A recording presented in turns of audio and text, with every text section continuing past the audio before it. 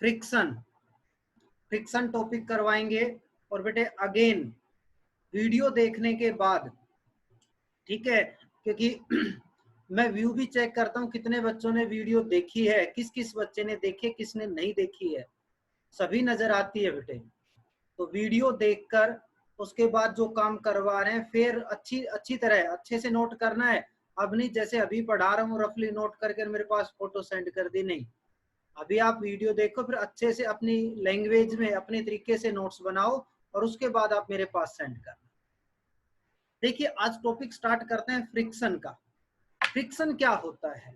अगर मैं एनटीएससी के हिसाब से बोलना चाहूँ बेटे, आपके पास लॉज ऑफ मोशन आपने पढ़ लिया है, बट फ्रिक्शन भी टॉपिक इंपॉर्टेंट होता है एनटीएससी के हिसाब से। तो फ्रिक्शन में है क्या, फ्रिक्शन होता है क्या है बेटे? एक अपोजिट फोर्स है, अपोजिंग फोर्स है जो मोशन का ऑलवेज अपोज करता है। कैसे? एक सरफेस जब दूसरे सरफेस के ऊपर से मूव होता है तो वहां पर उनके बीच में एक अपोजिंग फोर्स आता है जो मोशंस का क्या करता है, ऑलवेज अपोज। और उस फोर्स का नाम हम बोलते हैं फ्रिक्शनल फोर्स, ठीक है। और फ्रिक्शनल फोर्स की जो डायरेक्शन होती है always opposite to the direction of motion होती है। जैसे एक क्वेश्चन, अगर आप थे 9th क्लास, अब की बार 10th में, अपना आरपीएस का एक ओलंपियाड हुआ था, उसमें भी क्वेश्चंस पूछा गया था, फ्रिक्शन का क्वेश्चंस था। जैसे अपने साइकिल में दो व्हील होते हैं, फ्रंट व्हील और बैक व्हील। अब दोनों में जो डायरेक्शन पूछ ली जाए, हमने कहा जो फ्रिक्शन की डायरेक्शन है मोशन के अपोजिट होती। तो बेटे जो फ्रंट व्हील है, फ्रंट व्हील में अगर मैं आपसे डायरेक्शन पूछता हूं कि फोर्स ऑफ फ्रिक्शन की डायरेक्शन कहाँ होगी, तो आप ये बोलोगे सर फ्रंट व्हील में डायरेक्शन होगी बैकवर्ड डायरेक्शन। और मैं पूछूं बैक वाले व्हील्स जो होते हैं, पीछे वाले जो व्हील्स होते हैं, उनमें डायरेक्शन पूछ ली जाए तो आपका आंसर होगा सर फॉरवर्ड। अब दोनों में रीजन क्या है बेटे? साइकिल की बात करता हूं, साइकिल से समझाता हूं। साइकिल में जो अपनी साइकिल चलती है वो कौन से व्हील के कारण चलती है, फ्रंट या बैक? साइकिल जो मूव होती है वो ऑलवेज मूव होती है जो पीछे वाला पहिया है उसके कारण, बैक व्हील के कारण। ऐसे ही गाड़ियों में दो फ्रंट में होते हैं, दो बैक में व्हील होते हैं। अब गाड़ियों को चलाते कौन से व्हील हैं उनके अकॉर्डिंग हमें फ्रिक्शन बताना होता है। जैसे पैडलिंग का वर्ड बोले, पैडल, साइकिल चलाते पैडल लगाते हैं, पैडल मारते हैं। पैडलिंग वर्ड जो यूज किया, पैडल यूज करने से आपका जो बैक वाला व्हील है वो आपने मूव करवाया। वो आपने मूव कैसे करो, देखो मेरे हाथ से ये ऐसे मूव हुआ, वो चल के कहाँ गया, पीछे। आपने मूव करवाया, वो भैया ऐसे चल के जा रहे हैं, मतलब ऐसे चल के कहाँ, तो उसकी डायरेक्शन आप चेक करो, ग्राउंड पे ऐसे चल के आ रहे हैं, तो किधर है डायरेक्शन, बैकवर्ड। तो फोर्स ऑफ फ्रिक्शन का आएगा फॉरवर्ड। और जो फ्रंट व्हील है वो ओनली मोशन है, उस पर कोई हम पैडलिंग यूज नहीं कर रहे हैं, तो वो आपके मोशन, साइकिल कहाँ जा रही है, फॉरवर्ड डायरेक्शन में, तो वहां पर फ्रिक्शन का आएगा बैकवर्ड। बेटे रियर व्हील भी बोल दिया जाता है, रियर व्हील, ठीक है। तो आप क्या बताओगे? अगर फ्रंट की बात होती है तो फ्रंट वाले में फ्रंट जो आगे है, पीछे, पीछे है आगे, याद रखो आगे पीछे, पीछे आगे, मतलब आगे वाला पहिया उसमें कहाँ होगा, पीछे, और पीछे वाला पहिया उसमें कहाँ होगा, आगे। हम गाड़ियों की जब बात करते हैं, गाड़ियों में चाल वर्ड होता है जो गाड़ियों को चलाती है। तो बेटे जो चलाती है, जैसे साइकिल को कौन सा पहिया चलाता है, पीछे वाला, उसमें फ्रिक्शन कहाँ है, आगे, ठीक है। वैसे ही गाड़ियों में जो व्हील्स आपकी गाड़ी को चलाते हैं उनमें कहाँ होगा, फॉरवर्ड, और बाकी में कहाँ होगा, बैक। तो ये फोर्स ऑफ फ्रिक्शन है। फोर्स ऑफ फ्रिक्शन के लिए आपके पास दो थ्योरी आई, एक मॉडर्न थ्योरी है और एक ओल्ड थ्योरी। ओल्ड थ्योरी क्या कहती थी? ओल्ड थ्योरी ने ये कहा कि जितना ज्यादा सरफेस एरिया होगा फ्रिक्शन बेटे उतना ही ज्यादा होगा। दूसरा क्या कहा? इसने कहा जितना ज्यादा सरफेस स्मूथ होता चलेगा, स्मूथ जितना ज्यादा सरफेस होगा फोर्स ऑफ फ्रिक्शन उतना ही डिक्रीज हो जाए, ठीक है। एक्स्ट्रा स्मूथ, बहुत ज्यादा स्मूथ अगर सरफेस है तो फ्रिक्शन डिक्रीज होते हुए कहता है वेनिस, खत्म हो जाता है। ये ओल्ड थ्योरी कहती थी। बट जो फिलहाल मॉडर्न थ्योरी हम यूज करते हैं वो कहती है जो फोर्स ऑफ फ्रिक्शन है वो डिपेंड कैसे करता है। उसने कहा दे does not depend upon the surface area, area के ऊपर डिपेंड नहीं करेगा, सरफेस एरिया कितना सरफेस एरिया है। दूसरा पॉइंट, अब उसने कहा अगर सरफेस एक्स्ट्रा स्मूथ हो जाते हैं, स्मूथ नहीं एक्स्ट्रा स्मूथ, ज्यादा स्मूथ हो जाते हैं, इन दैट केस, उस केस के अंदर आपका जो फोर्स ऑफ फ्रिक्शन है डिक्रीज ना होके वो इंक्रीज हो जाता है, वो इंक्रीज हो जाता है। जैसे आपने देखा है दो टाइल है, टाइल बहुत ज्यादा स्मूथ होती है, अगर दो टाइल को आपस में ऐसे रखते हैं दोनों आपस में चिपक जाती है, चिपकना क्या बोल रहे हैं, फ्रिक्शन ज्यादा है, ठीक है। तो पास बहुत ज्यादा आ रही है तो इसका मतलब फ्रिक्शन बहुत ही ज्यादा है। तो एक्स्ट्रा स्मूथ सरफेस अगर है तो वहां पर बेटे फोर्स ऑफ फ्रिक्शन डिक्रीज ना होकर क्या हो जाता है, इंक्रीज हो जाता है। जो हम पढ़ते हैं क्या, जो फोर्स ऑफ फ्रिक्शन होता है वो दो टाइप का होता है, एक एक्सटर्नल फोर्स ऑफ फ्रिक्शन और एक इंटरनल। एक्सटर्नल जो हम बोलते हैं, गाड़ियों की बात करते हैं, गाड़ी रोड पे चल, रोड और टायर के बीच में कौन सा फ्रिक्शन आया तो आपका एक्सटर्नल फोर्स ऑफ फ्रिक्शन है। अगर हम लिक्विड की बात करते हैं, पानी की बात करते हैं, लिक्विड के अंदर होता है जब पानी फ्लो करता है, लेयर्स होती हैं, उन लेयर के बीच में जो फोर्स ऑफ फ्रिक्शन लगता है उसका नाम बोला जाता है internal force of friction. Friction दो टाइप का है, एक्सटर्नल और इंटरनल। अपने पास अभी जो हम पढ़ा रहे हैं लॉज ऑफ मोशन, उसमें आता है अपने पास एक्सटर्नल फोर्स ऑफ फ्रिक्शन। जब फ्लूइड मैकेनिक्स आती है वहां पर आपके पास होता है internal force of friction. Internal force of friction का नाम होता है विस्कोसिटी, और एक्सटर्नल जो हम बता ही रहे हैं फोर्स ऑफ फ्रिक्शन, ठीक है, just like a force of friction. अब जो हम एक्सटर्नल फोर्स ऑफ फ्रिक्शन बोल रहे हैं उसको टाइप्स में डिवाइड कर देते हैं। पहली है स्टैटिक फोर्स ऑफ फ्रिक्शन, दूसरा है लिमिटिंग फोर्स ऑफ फ्रिक्शन, और तीसरा है काइनेटिक फोर्स ऑफ फ्रिक्शन। बेटे सुनो, मैंने बोला स्टैटिक्स क्या है फोर्स ऑफ फ्रिक्शन, जैसे one surface move over the other surface, गाड़ी रोड के ऊपर खड़ी हुई है, ठीक है, तो मैंने कहा one surface move over the other surface but in actual there is no motion, कोई मोशन वहां पर नहीं है। गाड़ी खड़ी हुई है ट्रक पे, एक बच्चे ने आके उसको फोर्स लगाया तो गाड़ी आपकी चली नहीं, तो इसको हमने किसका नाम बोला, स्टैटिक फोर्स ऑफ फ्रिक्शन, कि ट्रेवल नहीं कर पाएगी, that is static force of friction. और अब सुनिए, जैसे लगातार फोर्स बढ़ाते जा रहे हैं, लगातार फोर्स बढ़ाते जा रहे हैं, तो इसी वजह से स्टैटिक फोर्स ऑफ फ्रिक्शन का नाम आपका self adjusting force of friction भी बोला जाता है। Static friction is also known as self adjusting force of friction. क्या कहता है, गाड़ी खड़ी हुई है, एक बच्चे ने आके फोर्स लगाया किधर, फॉरवर्ड डायरेक्शन में, तो फ्रिक्शन कहाँ लगा, बैकवर्ड, उसी के अकॉर्डिंग गाड़ी नहीं चली, मोशन पॉसिबल नहीं हुआ। क्यों मोशन पॉसिबल नहीं हुआ, क्योंकि आपका फोर्स ऑफ फ्रिक्शन मोशन में किसी ऑब्जेक्ट को लाने के लिए जो मिनिमम वैल्यू होती है फोर्स ऑफ फ्रिक्शन की, वो कम से कम अप्लाइड फोर्स ऑफ फ्रिक्शन के बराबर होना चाहिए, कम से कम अप्लाइड फोर्स ऑफ फ्रिक्शन के बराबर हो। अगर नहीं है तो बेटे उस टाइम मोशन पॉसिबल नहीं है। इट मींस आपने जो फोर्स लगाया उससे आपका अप्लाइड फोर्स कम है, फोर्स ऑफ फ्रिक्शन ज्यादा। आपने जैसे ही फोर्स बढ़ाया, जैसे एक लड़का फोर्स लगा रहा था, उसके साथ दूसरे लड़के ने भी आके दोनों ने मिलकर फोर्स लगाना स्टार्ट किया, तो वैसे ही फोर्स ऑफ फ्रिक्शन की वैल्यू भी इंक्रीज होगी। जैसे जैसे हम फोर्स इंक्रीज करते जा रहे हैं, फोर्स ऑफ फ्रिक्शन भी अपने आप इंक्रीज हो रहा है। इसीलिए इसको बोलते हैं सेल्फ, अपने आप self adjusting force of friction, जिसका नाम होता है स्टैटिक फ्रिक्शन। अब जैसे लगातार फोर्स इंक्रीज करते जाएंगे तो एक कंडीशन ऐसी आती है कि आपका ऑब्जेक्ट, आपकी गाड़ी जस्ट अब चली, चलने वाली है बट चली, जस्ट चलने वाली है, उस टाइम उसमें जो फोर्स ऑफ फ्रिक्शन की वैल्यू होगी दैट इज मैक्सिमम। मैंने क्या कहा, जैसे जैसे हम अप्लाइड फोर्स बढ़ाते हैं वैसे वैसे फोर्स ऑफ फ्रिक्शन बढ़ता है। तो अब गाड़ी जस्ट चलने वाली है, इट मींस उस टाइम उसके पास जो फोर्स ऑफ फ्रिक्शन है उसकी जो वैल्यू है दैट इज मैक्सिमम। और उस मैक्सिमम वैल्यू को, स्टैटिक फ्रिक्शन की मैक्सिमम वैल्यू को हम जो नाम देते हैं उसका नाम बोला जाता है लिमिटिंग फोर्स ऑफ फ्रिक्शन। तो स्टैटिक फ्रिक्शन की जो मैक्सिमम वैल्यू है that is known as limiting force of friction. तो आपसे पूछ लिया जाए मैक्सिमम फ्रिक्शन कौन सा होता है, तो आंसर होगा आपका लिमिटिंग फ्रिक्शन। अब क्या हुआ, अब गाड़ी आपकी चलना स्टार्ट कर दी, और अगर गाड़ी ने चलना स्टार्ट कर दिया है तो बेटे वहां पर कौन सा फ्रिक्शन आ जाता है, उसका नाम होता है काइनेटिक फोर्स ऑफ फ्रिक्शन। समझ में आया? काइनेटिक वर्ड बोलो या डायनामिक वर्ड बोलिए, डायनामिक फोर्स ऑफ फ्रिक्शन या काइनेटिक फोर्स ऑफ फ्रिक्शन, समझ में आया? गाड़ी रेस्ट में है, स्टैटिक्स, जस्ट चलने वाली है बट रेस्ट में ही है, उस टाइम उसके पास लिमिटिंग, और जब चलना स्टार्ट कर दिया तो उसके पास कौन सा फ्रिक्शन आ जाता है? Kinetic force of friction. सबसे ज्यादा फोर्स ऑफ फ्रिक्शन कौन बताया? लिमिटिंग, जो किसकी वैल्यू है? स्टैटिक फोर्स ऑफ फ्रिक्शन की मैक्सिमम वैल्यू है। अच्छा, और सबसे कम कौन सा होता है? काइनेटिक।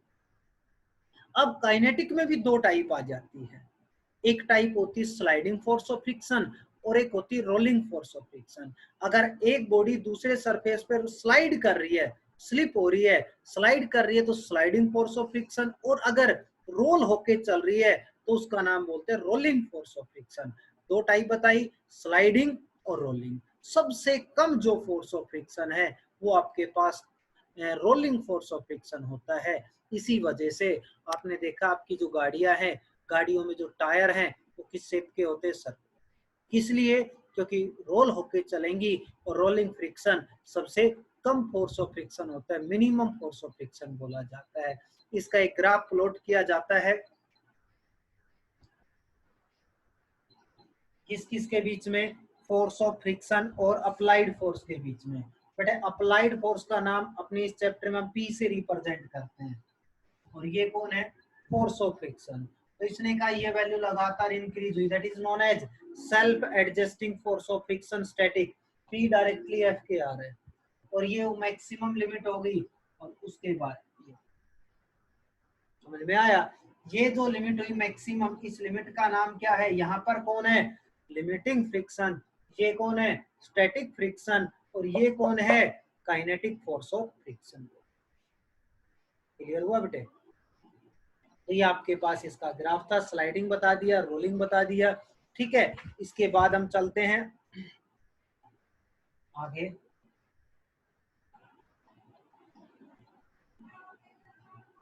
इसके बाद आते हैं इसके लॉज। क्या क्या लॉ होता है बेटे? पहला लॉ है force of friction is directly proportional to the normal reaction. Normal reaction क्या चीज है बेटे? जो चीज जितनी ज्यादा हैवी होगी उसको मूव करवाना उतना ही ज्यादा हार्ड है, ठीक है। तो ये कहता है एफ डायरेक्टली आर होता है, force of friction is directly proportional to the normal reaction. क्या चीज होती है वो देखिए, ये कोई बॉडी है, इसका वेट ऑलवेज डाउनवर्ड एक्ट करेगा, और इसके ऊपर कौन आती है? Always normal reaction. ये आपने अप्लाइड फोर्स लगाया जिससे गाड़ी आपकी ट्रेवल करेगी, और इसके अपोजिट डायरेक्शन में कौन आता है? Force of friction. क्लियर बेटे? तो देखिए ये आर आपका ऑलवेज किसके बराबर है? mg। न्यूटन्स थर्ड लॉ के अकॉर्डिंग जो अपवर्ड वैल्यू किसके इक्वल होगी? डाउनवर्ड, आर बराबर mg। ये जो p है अप्लाइड फोर्स, इसकी वैल्यू यहाँ पर है फोर्स ऑफ फ्रिक्शन। ये बॉडी कब चलना स्टार्ट करेगी? जब p की वैल्यू कम से कम बराबर हो f के, या p की वैल्यू ज्यादा हो किससे? f से, तो आपकी गाड़ी ट्रेवल करती है। अब ये कहता है जो ये वैल्यू आई अप्लाइड फोर्स, या आप ये बोलिए फोर्स ऑफ फ्रिक्शन, ये डिपेंड किस पे करेगा? They will depend upon normal reaction. Normal reaction का मतलब किस पे? वेट पे, mg पे। कि अगर बॉडी का वेट जितना ज्यादा हैवी, जितनी ज्यादा हैवी बॉडी है उतना ही फोर्स ऑफ फ्रिक्शन क्या हो जाएगा बेटे? ज्यादा होता है। ये कौन सा लॉ होता है? First law. दूसरे लॉ में बोलता है direction of force of friction जो होती है वो ऑलवेज अपोजिट होती है direction of the motion. Motion जिधर आपकी गाड़ी ट्रेवल कर रही है उसके जस्ट अपोजिट होती है। तीसरा पॉइंट क्या कहता है? It is independent upon surface area. Surface area के ऊपर इंडिपेंडेंट होती है। देखिए बता देता हूं, आपको करवाया भी हो आई थिंक पहले कभी। ये एक बॉडी है, ये पुली लगा दी, यहाँ पर 2 kg का वेट टाइट किया। अगर 2 kg का वेट टाइट करता हूं तो ये बॉडी चलना शुरू कर देती है। सेम ऐसे ही एक बॉडी और लेके आए एज इट इज, इन दोनों को आपस में टाइट किया। अब कहता है इस दोनों को मूव करवाने के लिए हमें अगेन कितना केजी और यूज करना है? 2 kg। मतलब 2 kg और वेट टाइट कर दूं यहाँ पर तो दोनों बॉडी चलना स्टार्ट कर देती है। फिर उसने क्या किया? इस बॉडी को यहाँ से हटाकर इसके ऊपर रख दिया, अब भी 4 kg से ही दोनों चलना स्टार्ट होती है। देखिए पहले वाले केस में वो इस सरफेस के ऊपर रखी हुई थी, इट मीन सरफेस एरिया ये भी काउंट था, ये भी काउंट था, बट अब उसने इसको उठा के इसके ऊपर रख दिया, it means surface area decrease हो गया है।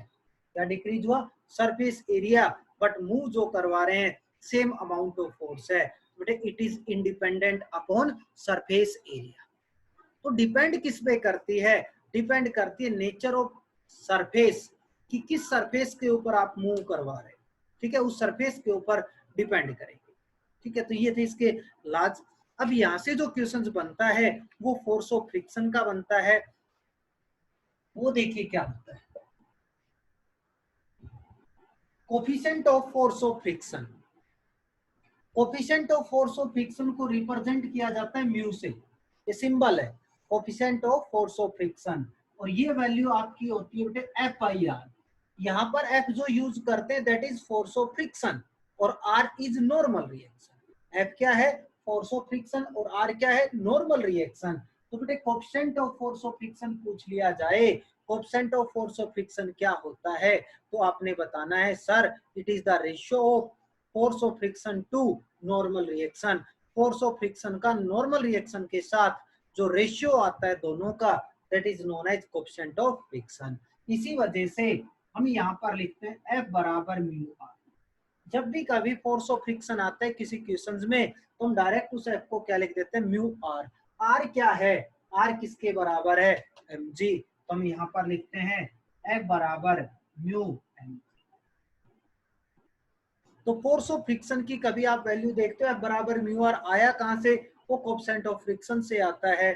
F mu bar equals F by R, F की वैल्यू डायरेक्ट यूज करते हैं म्यू आर, और R क्या है अपने पास? mg, बॉडी का वेट। तो ये अपने पास फोर्स ऑफ फ्रिक्शन, यहीं से क्वेश्चन बनेगा। Coefficient coefficient of force of friction बता दिया, एंगल ऑफ फ्रिक्शन और एंगल ऑफ स्लाइड। देखिए एंगल ऑफ फ्रिक्शन तो मैं यहीं से बता देता हूँ। एंगल ऑफ फ्रिक्शन क्या होता है? एंगल ऑफ फ्रिक्शन को रिप्रेजेंट किया जाता है थीटा से, ठीक है बेटे। एंगल ऑफ फ्रिक्शन को रिप्रेजेंट किया जाता है थीटा से। देखो ये फोर्स ऑफ फ्रिक्शन है, ये नॉर्मल रिएक्शन है, ठीक है, इन दोनों का रिजल्टेंट ये आ गया, दोनों का क्या आ गया बेटे? रिजल्टेंट आ गया, किस किस का? फोर्स ऑफ फ्रिक्शन का और नॉर्मल रिएक्शन का। अब यहाँ पर एक एंगल बनता है थीटा, इस थीटा एंगल का नाम क्या होता है? Angle of friction. इस थीटा एंगल को बोलते हैं एंगल ऑफ फ्रिक्शन। अब ये एंगल ऑफ फ्रिक्शन थीटा बनाऊंगा कैसे? देखो ट्रायंगल बना दी बेटे, एंगल जो बना, एंगल के साथ ऑलवेज बेस, ये परपेंडिकुलर, और ये कौन आ गया? हाइपोटेन्यूज। तीनों वैल्यू सोल्व। अच्छा ये थीटा बना, तो अगर मैं यहाँ से टेन थीटा बनाता हूँ, टेन थीटा, देखो ये force of friction, it means ये भी फोर्स ऑफ फ्रिक्शन बना, ये आपके पास नॉर्मल रिएक्शन आर है, टेन थीटा होता है परपेंडिकुलर अपॉन बेस, आपने कहा ये परपेंडिकुलर है, एफ बाई आर। और आपको पता एफ बाई आर होता क्या है? एफ बाई आर का नाम क्या है? म्यू। तो बेटे डायरेक्ट बोलता है म्यू बराबर 10। इस ईयर तो आपके क्वेश्चंस नहीं दिए एनटीएससी वाले में, जो आपके अपने आरपीएस स्कूल में जो हुए हैं, पिछले साल बहुत क्वेश्चंस आए थे। कैसे आते हैं?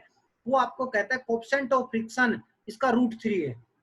कोफिशिएंट ऑफ फ्रिक्शन कितना है? √3। What is the angle of friction? Angle of friction बताओ।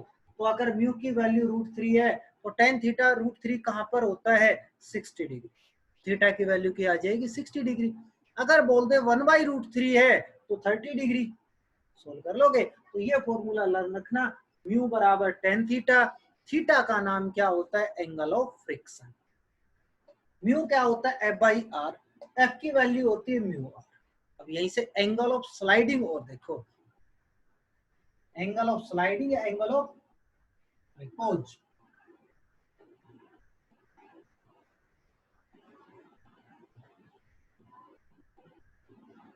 एंगल ऑफ स्लाइडिंग या एंगल ऑफ रिपोज बोला जाता है। देखिए बेटे क्या है,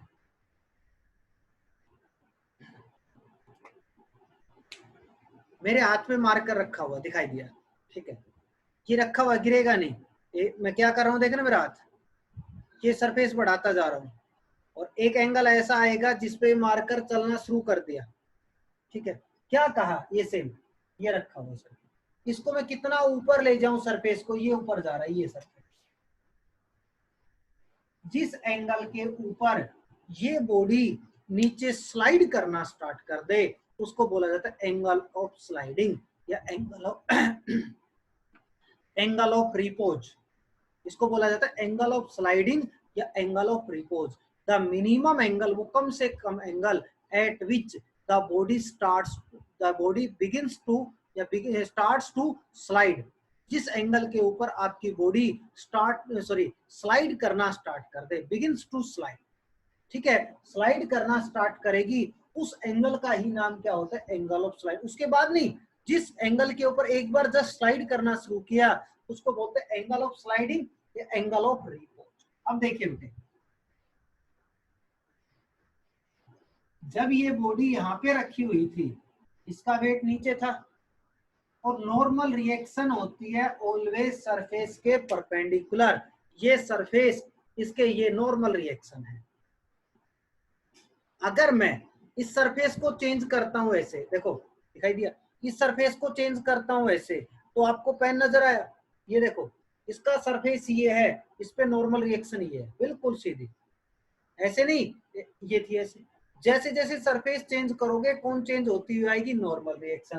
पहले आर ऐसे था, अब यहाँ पर आ गया, तो आपकी जो इस पॉइंट पर नॉर्मल रिएक्शन है वो ये बन जाती है आप, ठीक है बेटे।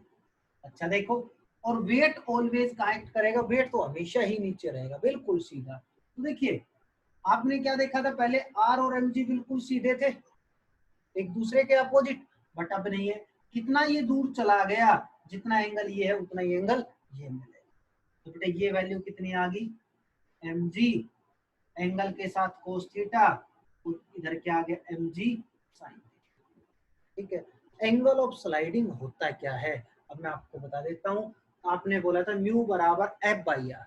बेटे देखो ये बॉडी में कहता हूँ नीचे आ रही है, तो फोर्स ऑफ फ्रिक्शन कहाँ है, ऊपर। ये बॉडी स्लाइड स्लाइड का मतलब नीचे ही आएगी, तो फोर्स ऑफ फ्रिक्शन है ऊपर, तो एफ आपका किसके इक्वल है, एम जी साइन थीटा। और आर आपका किसके इक्वल, बिल्कुल अपोजिट कौन है, एम जी कोस थीटा। अगर वैल्यू पुट करोगे, एफ की जगह एम जी साइन थीटा और इसकी जगह एम जी कोस थीटा, ये कट गया, म्यू बराबर कौन आ गया, टेन थीटा, या इसको अल्फा से रिप्रेजेंट कर देते हैं, इस अल्फा का नाम होता है एंगल ऑफ स्लाइड, ठीक है, एंगल ऑफ रिपोज। तो दोनों में वैल्यू सेम आई है, स्लाइडिंग हो चाहे रिपोज हो, वैल्यू क्या रहेगी, दोनों की सेम। एक क्वेश्चन पूछ लिया जाता है, एक्सेलरेशन बताओ यार, नेट फोर्स, फिर मैं आपको ये बात बताता हूँ, कितना फोर्स चाहिए बॉडी नीचे आए।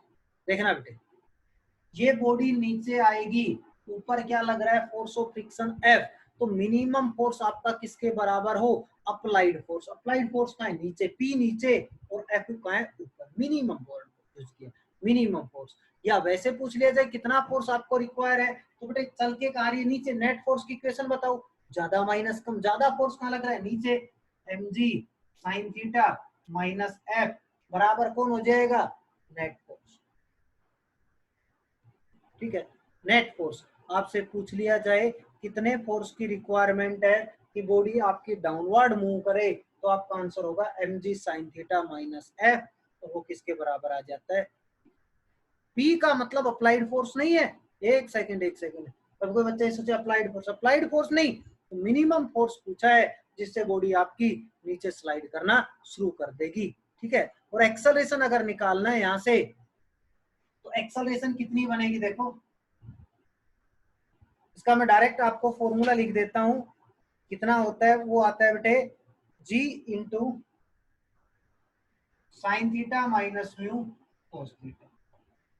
घबराओ मत, क्या है, एम था, एम में होता है नेट फोर्स, ये एम ए बराबर M G sine theta minus mu M G cos theta. देखो एम जी साइन थीटा ये रहा, और बेटे mu M G cos theta का नाम कौन है, अरे कहाँ गया, एम जी कोस थीटा का नाम कौन है, आर, इसको रखो म्यू आर, और म्यू आर का नाम कौन होता था, एफ, अभी समझाया था। mg sin थीटा में से फोर्स ऑफ फ्रिक्शन माइनस कर दो, आंसर आ जाएगा। ठीक है बेटे, अब ललित को चेक करते हैं, अगर ललित है तो उसकी डाउट थी वो डाउट करवाएंगे। ललित प्रेजेंट नहीं है, आया था बट चला गया। बेटे अगर ललित है तो रेज हैंड कर देना, मेरे हिसाब से मेरे को दिखाई दिया नहीं।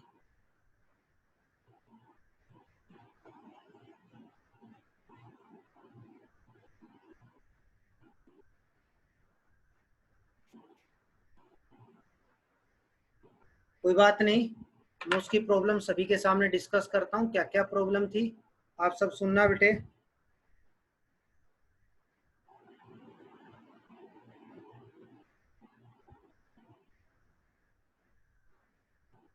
पहली प्रॉब्लम है बेटे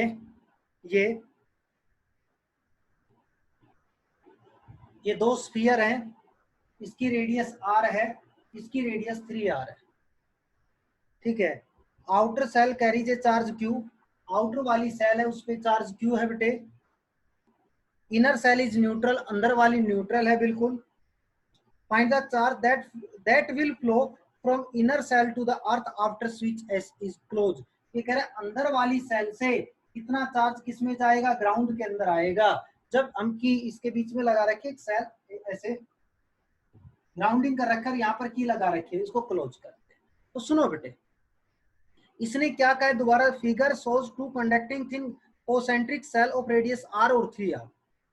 the outer cell carries a charge q, बाहर वाली सेल पे चार्ज q है। Inner shell is neutral, find the charge that will flow inner cell to the earth surface. Earth का पोटेंशियल कितना होता है, 0। तो हम मान लेते हैं इस सेल पे जो पोटेंशियल होगा वो कितना मानेंगे, 0। ये कह रहे हैं न्यूट्रल है, हम मान लेते हैं इस पे जो चार्ज है, 1 मिनट के लिए सपोज कर लिया कितना है, q डैश, और बाहर कितना था, ये रहा q। इसको सोल्व करूंगा, देखिए भी इस पॉइंट पर पोटेंशियल निकालना है। पोटेंशियल का फॉर्मूला लगाओ ना आपने, का पोटेंशियल 0, बट नेट पोटेंशियल कितना होगा अंदर, तो फॉर्मूला होता है k charge q dash by r, और बाहर वाली सेल पे कितना है, plus k q by 3r total potential. बेटे देखो अंदर और बाहर जितना जाएंगे तो रेडियस के अकॉर्डिंग इसको दूसरी तरफ ले जाइए, k से k कैंसिल, r से r कैंसिल, तो q डैश की वैल्यू कितनी आ गई बेटे, -q/3। न्यूट्रल बनाना है तो न्यूट्रल का मतलब चार्ज क्या जाएगा, अर्थ में फ्लो हो जाएगा। पहला क्वेश्चन इसका ये था। दूसरा देखिए,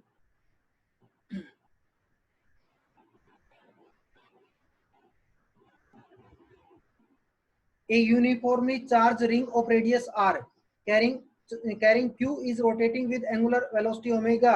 The magnetic field at the center of the ring, बेटे मैग्नेटिक फील्ड रिंग के सेंटर पे होता क्या है, आप वो निकालो। b का फॉर्मूला आता है रिंग के सेंटर पे μ0/4 पाई i बाई r, इस रिंग की रेडियस, इनटू में 2 पाई, यही होता है ना बेटे।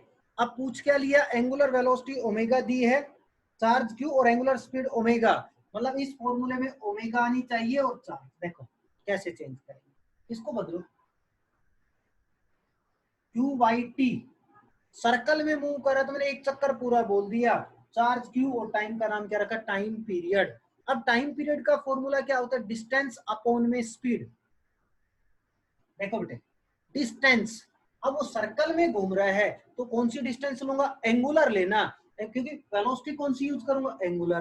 तो आपको पता है ओमेगा बराबर होता है 2 पाई बाई टी, पढ़ा है ना, तो टी की वैल्यू क्या आ गई, 2 पाई बाई ओमेगा, या डायरेक्ट इस टी की जो नीचे टी था, टी की जगह आप कितना रखो, 2 पाई बाई ओमेगा, या टाइम पीरियड का मैंने क्या होता है, डिस्टेंस अपॉन में स्पीड। डिस्टेंस कौन सी है, डिस्प्लेसमेंट एंगुलर, 2 पाई बाई। तो बेटे क्या हो गया, 2 पाई से 2 पाई कट गया, तो ये आंसर आ जाएगा आपके पास। ठीक है, एंगुलर के अंदर। नेक्स्ट देखो,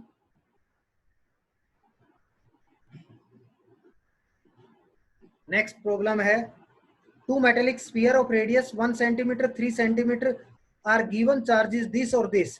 देखो क्या कहे, दो मेटेलिक स्फीयर है, ये है, इसकी रेडियस 1 सेंटीमीटर, इसकी रेडियस 3 सेंटीमीटर, चार्ज है इसके ऊपर -1 इंटू 10⁻², और इसके ऊपर है 5 इंटू 10⁻²।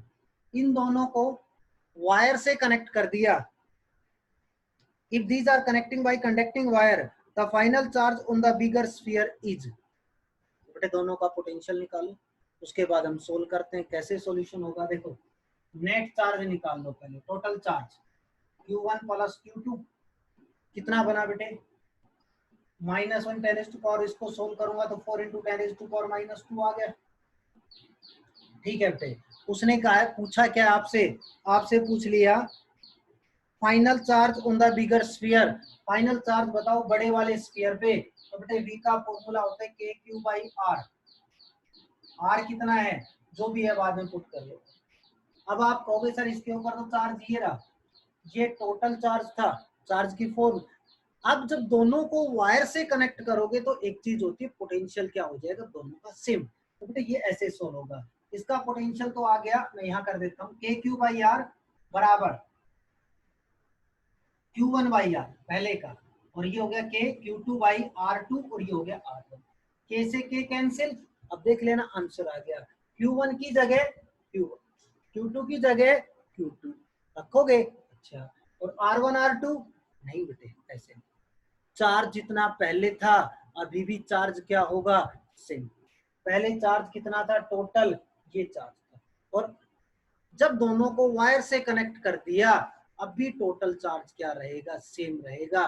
तो एक को मान लेना Q1, दूसरे को मान लेना Q2, जैसे वैल्यू पुट करोगे रेडियस की जगह एक की जगह 1, एक की जगह 3, Q1 निकालना है तो यहाँ से निकाल लेना, Q2 निकालना है तो यहाँ से निकाल लेना, वैल्यू उठा के ऊपर पुट करना, आपके पास आपका आंसर हो।